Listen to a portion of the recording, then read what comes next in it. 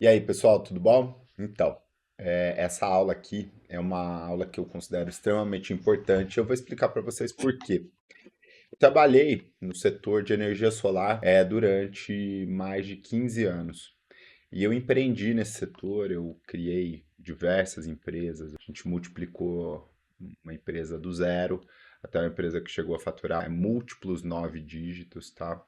E toda vez que a gente aprende fundamentos, a gente solidifica o nosso conhecimento e muitas vezes ao longo da nossa trilha ali naquele setor, a gente vai usando esses fundamentos novamente, tá? Né? Então, ao longo do processo, as coisas vão mudando, mas os fundamentos não mudam. E isso acontece muito com IA generativa, né?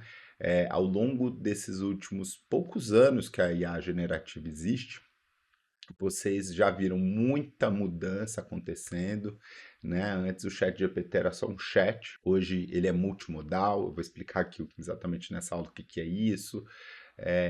Os recursos de voz mudaram, mas continua sendo IA generativa, né? Os conceitos são os mesmos, as tecnologias são as mesmas, e claro, elas vão se aperfeiçoando, mas os fundamentos são os mesmos.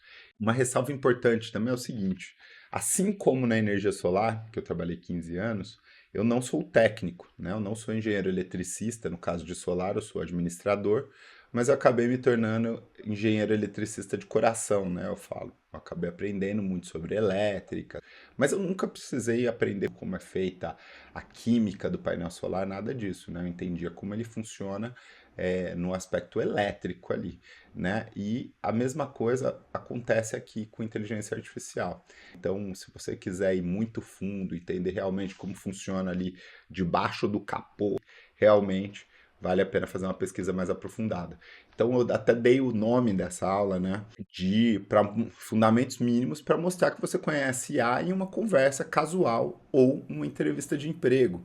Então, o que é uma conversa casual? Você está conversando com um amigo seu num encontro e você quer explicar o que que significa esse mundo todo, né? Como isso tudo funciona.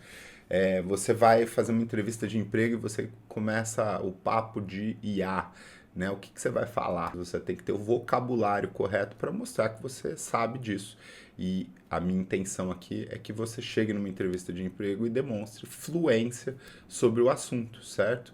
Então, a ideia é exatamente essa, né? É o mínimo que você precisa saber de um ponto de vista não técnico.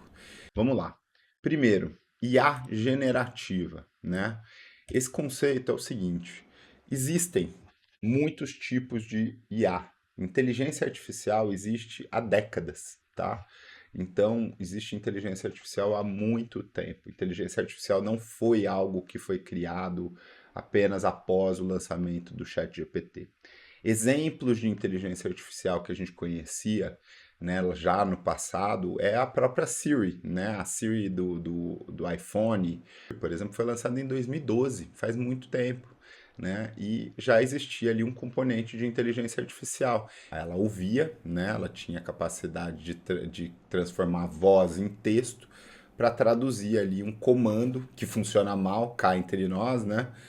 Mas que ela já tinha ali componentes de inteligência artificial, tá? Outros exemplos de inteligência artificial antes do ChatGPT e antes da IA generativa, tá? O próprio algoritmo do Instagram, né? Então toda vez que ele te sugere algo, ele tá ali usando todo o seu banco de dados de uso e das páginas que você acessa para te sugerir algo para você comprar, para você acessar, alguém que você tenha interesse, claro, para você usar mais o Instagram, né? E para você adquirir os produtos dos anunciantes do Instagram, né? Para o Instagram conseguir se monetizar.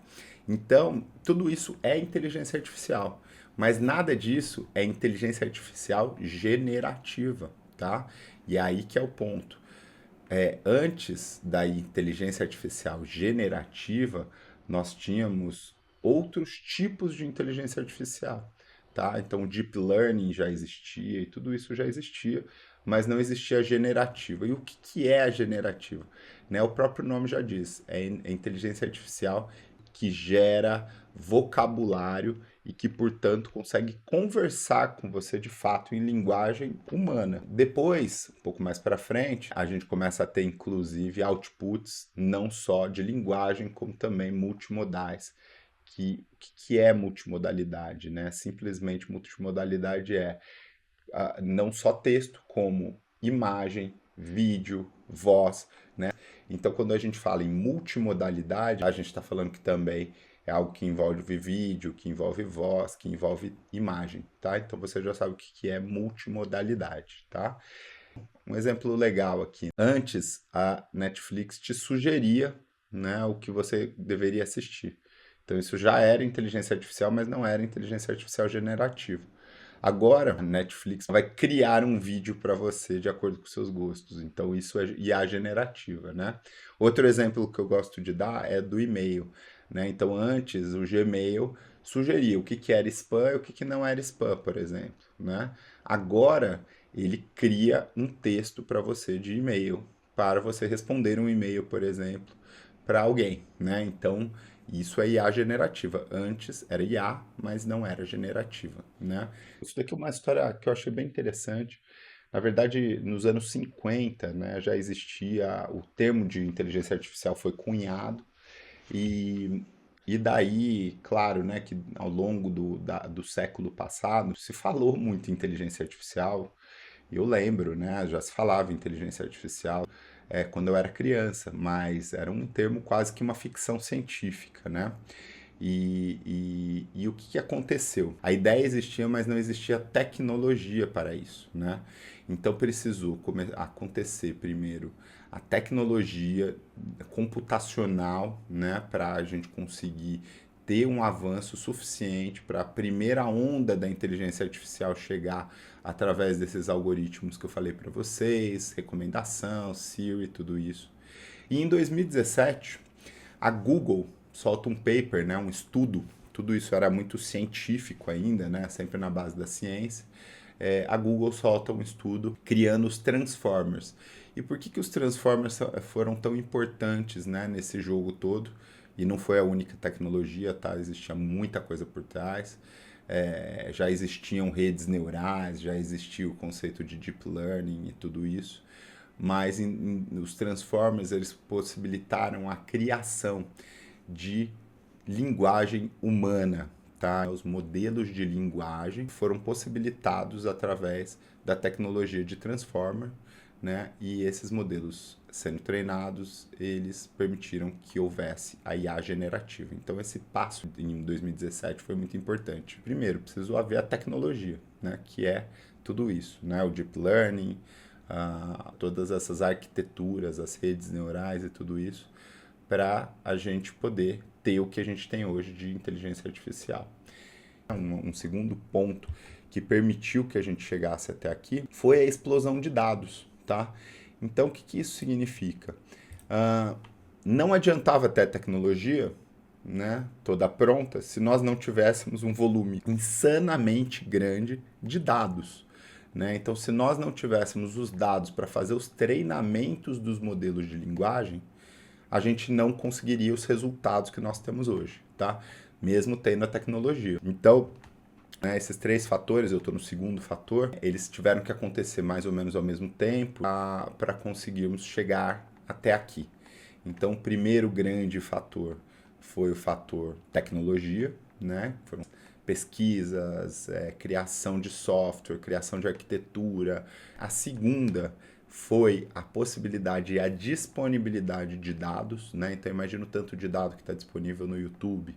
Os modelos de linguagem, né? A OpenAI, a Google usaram volumes imensos, milhões de livros, de PDF, de dados de usuários, de um monte de coisa para treinar os modelos de linguagem. Então, né, essa disponibilidade de dados foi essencial.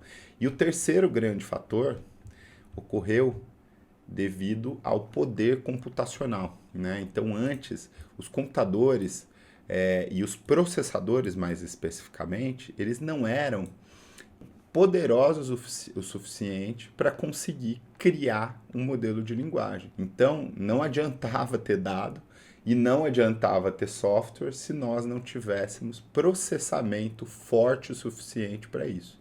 A grande revolução do processamento veio com a utilização de GPUs. Então, antes das GPUs, né, que são Graphic Processing Units, a gente tinha os CPUs, né, que são os Central Processing Units, unidades de processamento central. E até hoje nós usamos CPU. Tá? O seu celular é um computador, né? Ele é um computador de bolso e ele tem um processador, né? E o processador é um CPU, tá? A partir dos anos 2000, a gente passa a ter, né, as placas de vídeo, que são as GPUs, que são processadores gráficos, tá? E basicamente as placas de vídeo, no início, elas foram criadas para a gente jogar, né? Para a gente conseguir usar melhor processamento de vídeo nos computadores, né? Edição de vídeo e tudo isso, assistir vídeos, né? Então as placas de vídeo surgiram dessa forma, em conjunto com CPUs, tá? Então o computador passou a ter o CPU e também uma GPU. E a grande expoente desse mercado desde então tem sido a NVIDIA. A NVIDIA, lá no começo dos anos 2000, começou a lançar placas de vídeo e vender, não só ela, tá, como algumas outras. A AMD também é um grande expoente nisso daí. E ela começou a lançar placas de vídeo e para essa finalidade aí de jogos e gráficos e vídeos e tudo isso, tá? Nesse início as GPUs só serviam para isso, mas logo se percebeu, né, através de uma arquitetura chamada CUDA, que é uma CUDA, né? Essa arquitetura ela começou a ser utilizada também para processamento de inteligência artificial. Então a gente percebeu, né, que dava para também usar as GPUs para processar modelos de deep learning e de inteligência artificial. E foi aí que começou a explosão desse terceiro grande pilar, que é o poder computacional, porque as GPUs elas têm muito mais capacidade de processar modelos do que os CPUs. E daí a gente viu aí a explosão da Nvidia como empresa, né? Então a Nvidia cresceu absurdamente. Hoje é uma das empresas mais valiosas do mundo. A gente fala, né, que na corrida do ouro, muitas vezes quem mais ganha dinheiro é quem vende pá. E realmente, né, a Nvidia ela vende a pá para a corrida do ouro, porque sem o hardware não existe nada disso, né? Então precisa existir o hardware, precisam existir as grandes placas de vídeo que alimentam os grandes data centers para haver processamento suficiente, né, para os modelos de linguagem rodarem, tá? Então, esse terceiro pilar foi fundamental para tudo isso. Hoje também existem as TPUs, que são as Tensor Processing Units, né, que são tensores, e quem usa mais os tensors é a própria Google, tá? Então, é uma nova tecnologia que também começou a ser utilizada e já foi feita toda com o desenho dessa nova geração de necessidade de processamento para modelos de linguagem, tá? Então essa revolução computacional foi fundamental. Então, resumindo, né, três grandes pilares aí foi a tecnologia em si, né? Então podemos colocar assim o software, né? E tudo que acompanha isso. O segundo foi os dados, né? A disponibilidade de dados que foi criada na última década aí com a internet, né? Então, um volume de dados insano que foi criado na internet para conseguir treinar os modelos. E o terceiro, a capacidade computacional para processar esse software, processar esses dados e ter o que a gente tem hoje, né? Que são os modelos de linguagem generativa, tá? E daí, pessoal, os modelos, primeiro, né, para eles serem criados, eles passam por um processo de pré-treinamento, né, que são LLMs, né, são Large Language Models, né, então large é grande, né, language é linguagem e model é modelo, então são grandes modelos de linguagem, né, e esses modelos de linguagem, eles basicamente são criados e treinados, né, primeiro através de um pré-treinamento com volume insano de dados, tá? São petabytes de treinamento, volumes insanos, né? Então, a gente tem o gigabyte, né? A gente tem o terabyte, a gente tem o petabyte. Então, muitas vezes são petabytes de treinamento, né? De dados de treinamento, tá? E que eles absorvem e tem primeiro esse pré-treinamento. Daí, posteriormente, esse pré-treinamento, a gente tem o processo de fine-tuning, né? Que seria o que a gente chama aqui no Brasil de ajuste fino, né? Mas hoje eu vejo muito mais o pessoal usando a terminologia fine-tuning mesmo, para explicar isso. E basicamente o que acontece no fine-tuning? No fine-tuning são dados feedbacks humanos, então existe um processo de teste muito grande para ver se o modelo tá fazendo sentido, se ele está falando coisa com coisa, se ele está sendo ético, né? Então se olha muito essa questão de ética, se olha muito essa questão de se ele está alinhado, né, com conceitos legais e tudo isso. Então existe um processo grande de teste humano mesmo, né?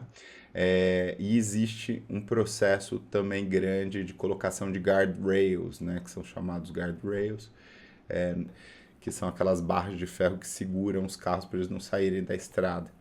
Então, no setor aqui de inteligência artificial, são os limitadores, né? Então, ele não pode xingar, ele não pode ofender, ele não pode ser racista, várias coisas que são colocados no modelo e tudo isso é feito na segunda etapa no processo de fine-tuning, tá? E feedback humano. E daí, quando está pronto o modelo, a gente passa a ter, né, esse pilar tão essencial, né, que é esse conceito do prompt, tá? Então o modelo fica pronto e daí você vai passar ele para os usuários, que somos nós, né? E a forma como nós interagimos com os modelos de linguagem, né, com os LLMs, é através de prompts.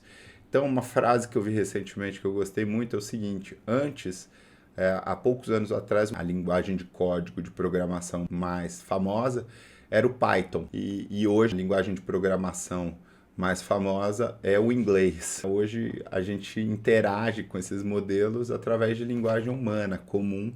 Então, a gente escreve o que a gente quer e consegue um resultado a partir daquilo. Muito diferente do que era há poucos anos atrás. Então, realmente uma grande revolução, né? Antes a gente precisa, para se comunicar com o computador, a gente precisava de código ou interfaces que eram compostas de código para facilitar o nosso uso. E agora a gente consegue de fato se comunicar ali através de linguagem natural, né? Então, os prompts nada mais são do que isso. Existem prompts escritos, tá? Só que também você consegue dar um prompt por voz, né? Então, existem prompts, por exemplo, de voz, né? E você também pode colocar um vídeo no prompt hoje e pedir para ele analisar. Então, os prompts também são multimodais e eles são a forma como nós interagimos com o LLM, tá? Então, isso também é um ponto importante de vocês entenderem. E o que são janelas de contexto? Elas são medidas por tokens, tá? E tokens são mais ou menos 2/3, 3/4 de uma palavra. E hoje, atualmente, assim, os modelos de linguagem que têm janelas de contexto maiores, elas têm lá mais de 1 milhão de tokens, tá? Então quer dizer que você pode fazer um prompt de quase 1 milhão de tokens. E o que inclui, né, a janela de contexto além do seu prompt? Tem também, né, está calculado dentro dessa janela de contexto a resposta da inteligência artificial, os anexos das conversas anteriores, então todas as memórias, tudo isso das conversas anteriores. Se você anexar um documento, por exemplo, isso conta na janela de contexto. Por exemplo, ela pode fazer uma consulta na internet e essa informação da consulta da internet para fazer a resposta faz parte da janela de contexto. Então, a janela de contexto nada mais é do que o volume, né, de tokens que nós podemos usar por prompt, tá, para rodar aquele determinado modelo de linguagem.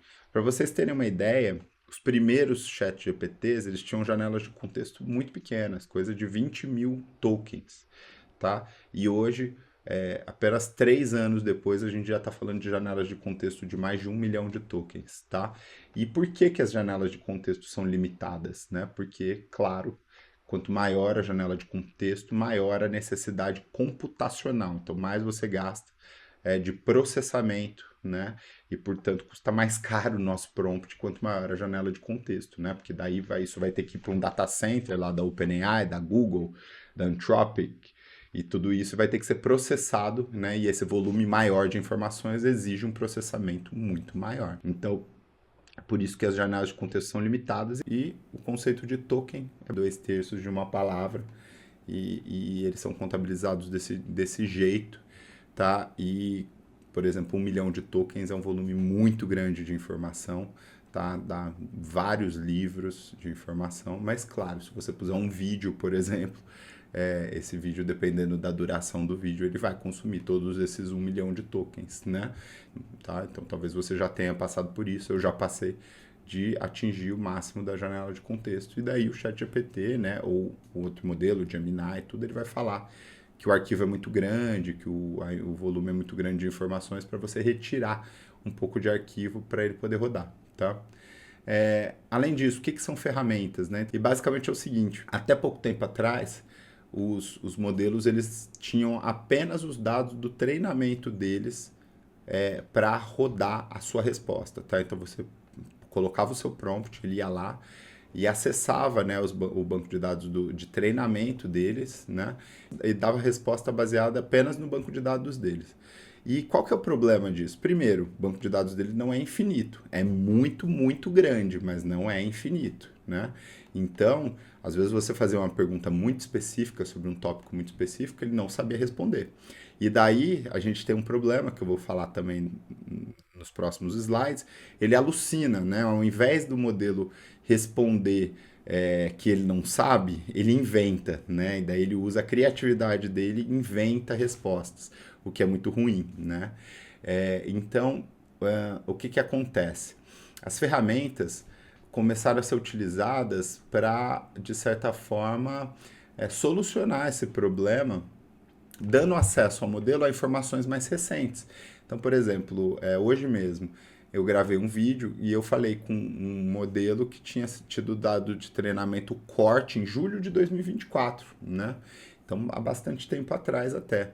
Só que ele tem acesso à internet. Então, se eu faço perguntas sobre um tema atual, ele vai acessar a internet e vai verificar o que aconteceu nesse tempo depois, né? Vai pegar aquela informação e vai responder com base nessa informação atualizada. Então, ele usa essa ferramenta, né, para acessar isso tudo. Então, existem aí vários tipos de ferramenta, né? Ele pode usar, por exemplo, acesso à sua agenda, né? Se você permitir para saber os seus compromissos. E ele faz isso através de APIs, né? A API com a agenda. Agora, existe um conceito novo que é chamado de MCP, né? Que é Model Context Protocol, que é um modelo que faz essa interligação entre as ferramentas de uma forma muito mais inteligente e de uma forma mais estandardizada. E as ferramentas são diversas, tá? Existem ferramentas de banco de dados, como por exemplo RAGs, que são Retrieval Augmented Generation, enfim, um monte de coisa. Mas o que você precisa entender de fato é que o modelo consegue usar essas ferramentas, né, para ir além da base de dados convencional deles e fazer coisas que eles antes não fariam, tá?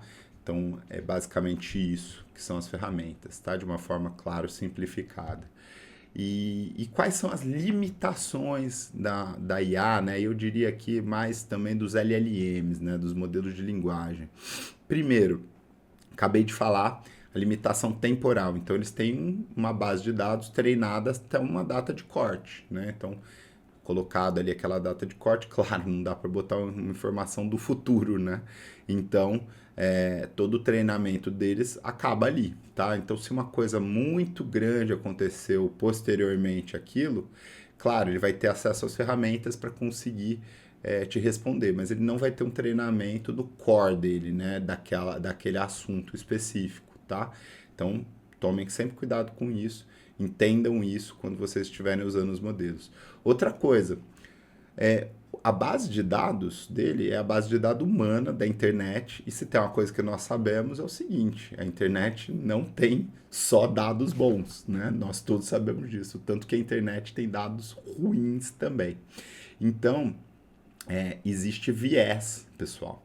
Então, por exemplo, no início, eu lembro que o ChatGPT dava respostas que muita gente discorda politicamente, né? Por quê? Porque provavelmente na base de treinamento dele, ele acessou ali alguma coisa, algum tema político em que ele deu como verdade, mas que a gente discordava ou concordava, né, sobre o assunto. Então, esse é um tópico, né, que não dá para ele afirmar categoricamente quem que foi o melhor presidente ou o melhor político ou tudo isso, né? Então, a base de dados era viesada, né? Isso é viés, né? Então, por exemplo, se ele tiver acesso a uma base de dados uh, racista, por exemplo, né? Claro que tudo isso depois lá no pré-treinamento é eliminado ou pelo menos, né, tenta se tratar de tudo isso, mas sempre vai haver viés. Então você sempre tem que se lembrar que a base de dados dele de treinamento é viesada, né? Às vezes, por exemplo, um tema foi muito publicado na internet com uma abordagem para um determinado lado que não necessariamente é o lado verdadeiro, só foi o lado que foi mais abordado, né? Então, se falarem muito, né, num caso de assassinato, que não sei quem matou não sei quem, e depois se descobrir que essa pessoa é inocente, e isso foi depois da data de corte, provavelmente o modelo de linguagem vai falar que essa pessoa matou não sei quem, né, mesmo, né, não tendo acontecido isso. Então isso é viés dos dados. As alucinações, como eu já falei para vocês, né? Então, quando o LLM não sabe, ele tende a não falar que ele não sabe. Ele inventa dados. Ele passa a usar a criatividade dele, né, para inventar dados. Então tomem cuidado com isso, né? Essa é a parte humana que eu vou falar ali na frente. A gente tem que saber dessas limitações para conseguir contorná-las e também para não acreditar em tudo que a IA fala, tá?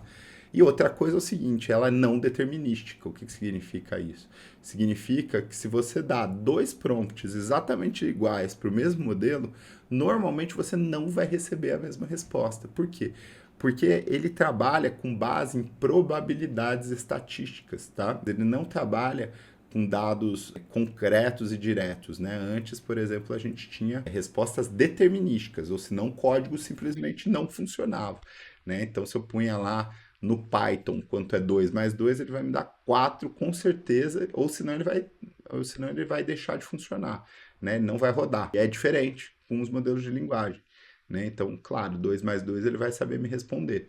Mas se eu puser uma matemática mais avançada, alguma coisa assim, ou um tópico que não é tão necessariamente matemático, ele pode errar, né? Até pouquíssimo tempo atrás existia até uma brincadeira, né? Porque o modelo de linguagem às vezes é muito bom em determinadas coisas, mas ele não sabia contar quantas letras tinha, quantas letras R tinha na palavra strawberry, né? Que é morango em inglês. Nesses primeiros anos todos aconteceu isso. Não sabia contar, contava errado.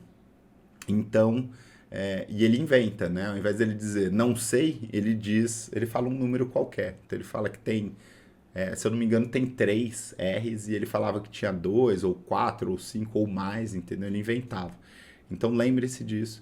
E lembre-se também, né, que ele alucina e lembre-se também que ele é não determinístico. Então, às vezes se você quer um resultado determinístico, uma coisa muito específica, lembre-se disso, porque talvez você não vai conseguir esse resultado só com LLM, né? Se você quer dar a mesmíssima resposta para um cliente seu, num agente que você montar, ele não vai dar a mesmíssima resposta, tá? Então, nas aulas de agente, vocês vão ver, né, que eles dão respostas diversas, dependendo às vezes de pequenas coisas, às vezes um espaço que o cara põe a mais, pontuação que o cliente põe a mais, ele responde de uma forma diferente, tá? Bom, e daí, né, por último, entra essa questão do nosso papel, né? Então a gente tem que entender que a IA não faz tudo pela gente e provavelmente não vai no curto prazo fazer tudo pela gente, né? A gente tem o nosso papel. Então, primeiro, a gente tem que ter pensamento crítico. A gente tem que saber o que ela faz e o que ela não faz, que é isso que a gente está falando aqui. A gente tem que ter capacidade de julgar, né? Então a gente tem que olhar e falar, isso daqui faz sentido, isso daqui não faz sentido, né? E façam, experimentem isso, né? Eu acho que isso é uma coisa legal de olhar. pega o ChatGPT ou qualquer outro modelo que você usa e testa ele e fala assim, olha, é, vamos falar de um tópico que eu sei. Então pega um tópico que você sabe muito e troca uma ideia com ele sobre esse tópico que você sabe muito e olha as respostas, né? Faz perguntas bem complexas. Você vai ver que tem algumas coisas que você discorda, você vai ver que tem algumas coisas que você fala, ah, eu explicaria de um jeito diferente esse assunto e tal, né? Agora, se você pegar um tema que você não sabe, daí você não vai ter julgamento, você não vai ter capacidade de pensar criticamente sobre isso, né? Então você vai falar, ah, tá bom, é assim, né? Porque normalmente as respostas são super bem elaboradas e tudo, então você vai falar, ah, é assim que funciona. Mas não necessariamente, né? Então usa temas que você sabe muito sobre o assunto para você ver, né, que ele é sutil, às vezes ele sabe, vai, vamos falar em português, claro, ele sabe te enrolar, né? Então é importante a gente saber e ter essa visão, tá? Outra coisa, a criatividade humana, né, ela é ainda muito insubstituível, tá? Então você vai falar, poxa, mas o modelo tem criatividade, né? Se eu peço para ele fazer um poema, ele faz. Sim, mas ele não sabe exatamente que tipo de poema as pessoas gostam. E, na verdade, normalmente precisa de um humano hábil, né? Então, falando em poesia, precisa de alguém hábil em poesia para saber pedir um bom poema. Então, normalmente, um especialista no tema consegue extrair muita coisa melhor do modelo do que um não especialista no tema, tá? Então, essa criatividade é muito do humano ainda é muito nossa. A gente tem vários casos aí de pessoas que fizeram coisas extraordinárias com IA, criaram vídeos, né, fantásticos com IA e dependeu muito da criatividade humana e da habilidade humana para extrair da IA bons vídeos, tá? E daí temos também a questão da supervisão ética, né? Então agora que vocês vão lidar com questões mais avançadas, ferramentas mais avançadas, entendam que esse negócio tem um poder muito grande, então tem que tomar muito cuidado, né, com questões éticas, com a forma como vai responder. Se você está trabalhando, né, está botando um agente, por exemplo, de atendimento na sua empresa, você não quer que o modelo minta para o seu cliente, né? Então essas questões éticas são complicadas e são importantes de serem feitas e analisadas por seres humanos, tá? Então é isso, pessoal. É essa aula. Ela ficou bem mais longa do que eu gostaria que ela tivesse ficado, mas acho importante colocar tudo isso aqui. Como eu disse, acho que a gente sempre volta para os fundamentos, né? A gente acaba sempre voltando para os fundamentos. Eu dei o meu relato aqui do outro setor que eu trabalhei. E esse setor da inteligência artificial eu acho ainda mais interessante, ainda maior, ainda mais profundo, né? Ainda mais transformador para a humanidade. Então, acho que entender o fundamento é algo que dá muita solidez para a gente depois trabalhar com as outras coisas e com os outros